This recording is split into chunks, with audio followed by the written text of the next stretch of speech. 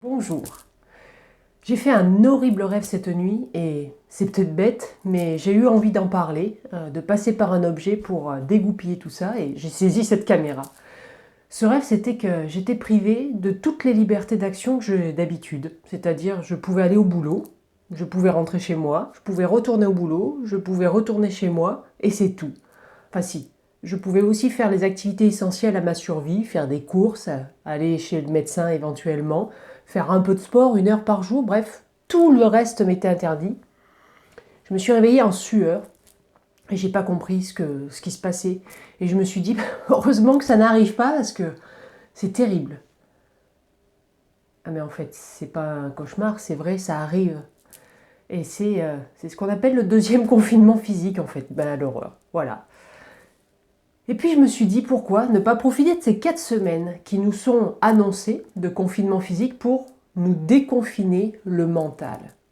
C'est une opportunité formidable, je le vois comme ça et je crois qu'il y a plein de gens qui ont envie de le voir comme ça. Quand j'entends les difficultés qu'on a été nombreux à vivre lors du premier confinement en termes psychologiques, je me dis que peut-être on va tenir compte de cette expérience pour mieux vivre le deuxième confinement. Et en plus, c'est un confinement un peu allégé par rapport au premier. Mais le vivre de meilleure manière et pourquoi pas s'en servir pour reprendre le processus, le contrôle de notre cerveau, le contrôle de nos pensées, en fait reprendre le contrôle de notre personnalité, de nous-mêmes. Et puis, pourquoi pas, prendre le contrôle de ce que l'on veut devenir à l'avenir. C'est vrai quoi. N'en avez-vous pas assez d'avoir cette impression que tout le monde sait mieux que nous-mêmes ce qu'il faut penser? N'avez-vous pas envie de vous considérer comme pensant aussi bien que les autres?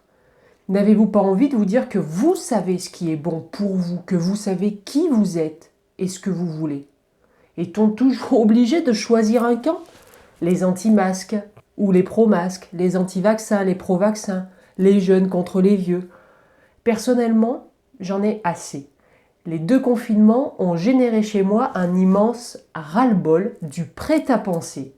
Un immense ras-le-bol de cette impression que l'on me renvoie que je ne sais pas penser, je ne sais pas réfléchir, je ne sais pas imaginer comme il faut. J'en ai assez de quasiment tout le temps devoir choisir un camp sur tous les sujets. Les végans contre ceux qui mangent de la viande, les énergies renouvelables contre le pétrole. Enfin bon, vous avez compris le principe. Mais déjà, qui suis-je pour vous parler ainsi? Eh bien, je suis Stéphanie Malavier, je suis coach en développement du potentiel des personnes qui veulent croire en elles, les personnes qui savent qu'à leur manière, à leur niveau, à leurs moyens, elles peuvent changer les choses, qu'elles peuvent créer un monde meilleur. Et je vais m'autoriser à utiliser l'expression d'un de mes mentors et l'un de mes coachs, qui s'appelle Martin Latulippe avec 2 P, qui dit « meilleur humain, meilleur demain ». Meilleur humain, meilleur demain. Et je rêve d'avoir créé ce mantra. Et oui, si chacun d'entre nous est meilleur en tant qu'être humain, en tant que personne, alors notre demain, notre avenir à tous, ne pourra être que meilleur. C'est mathématique, et pourtant Dieu sait si je déteste les mathématiques.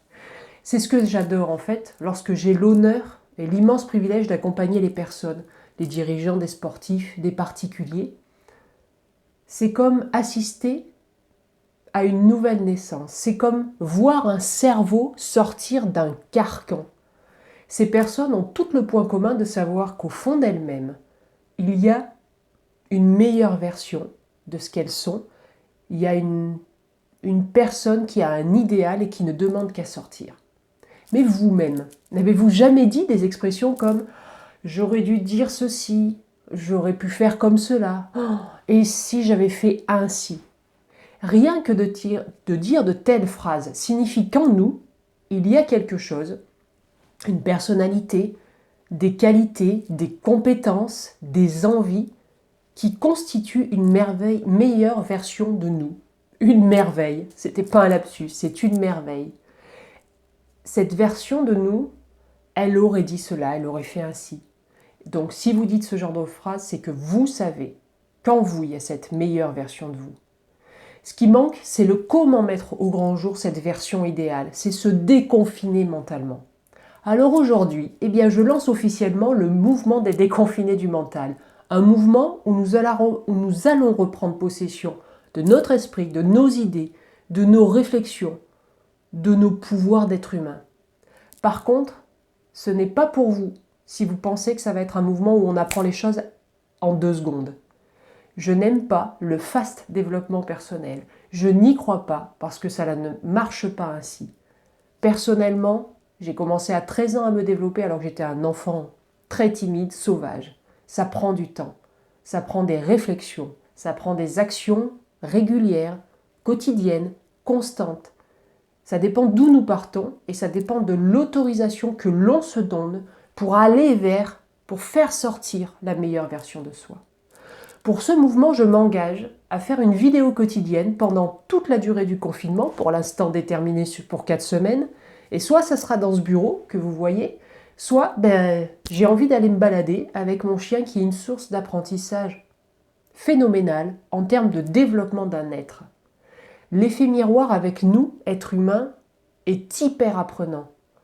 Mais patience, les coachings avec Réglisse, puisque tel est son prénom, se peaufinent dans ma tête et les idées se bousculent. Voici donc officiellement la première vidéo de reprise en main de notre cerveau, le vôtre comme le mien. Je continue à apprendre tous les jours. Bienvenue donc à vous, les déconfinés du mental.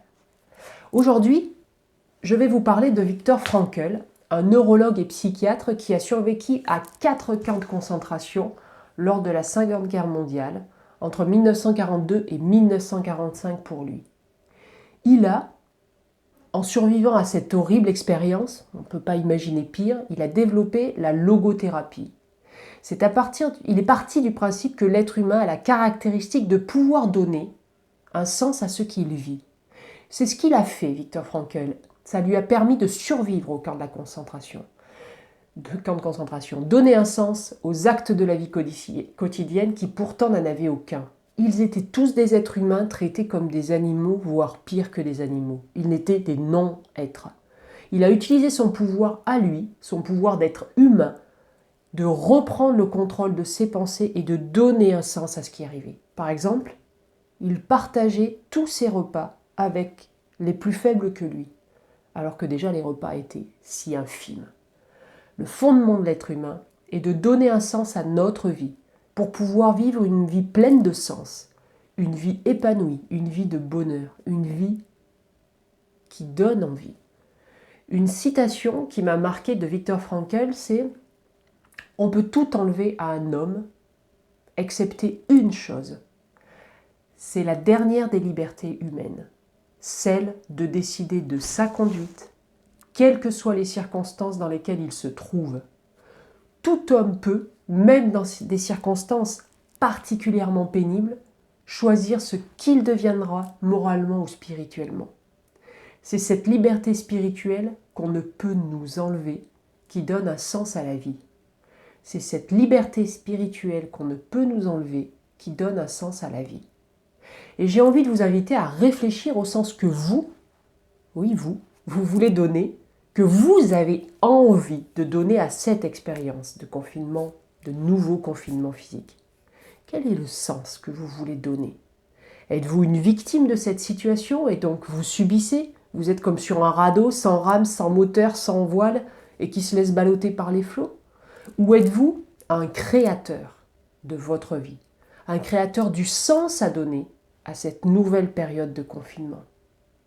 Pour illustrer, je vais me permettre de vous donner le sens que je donne à cette période. Je veux donner tout ce que je peux via ces vidéos, via des articles sur mon site internet devenir la meilleure version de soi.fr pour aider le plus grand nombre de personnes à reprendre leurs pensées en main et donc à reprendre votre vie en main. Je le ferai avec mes propres expériences, mes propres connaissances et toutes mes connaissances et compétences de coach. J'ai envie de changer le monde à ma manière, à mon niveau, mais cela ne sera possible qu'avec vous.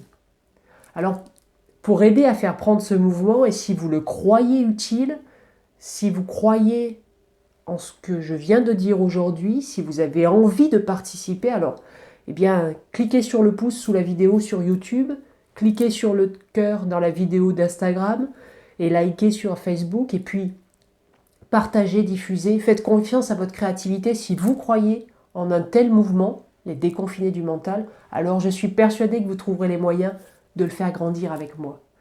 Moi, un de mes proverbes préférés, c'est « Seul on va plus vite, ensemble on va plus loin ».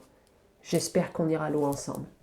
Je vous souhaite une belle journée et je vous dis à demain pour la deuxième vidéo de ce mouvement des déconfinés du mental. À demain.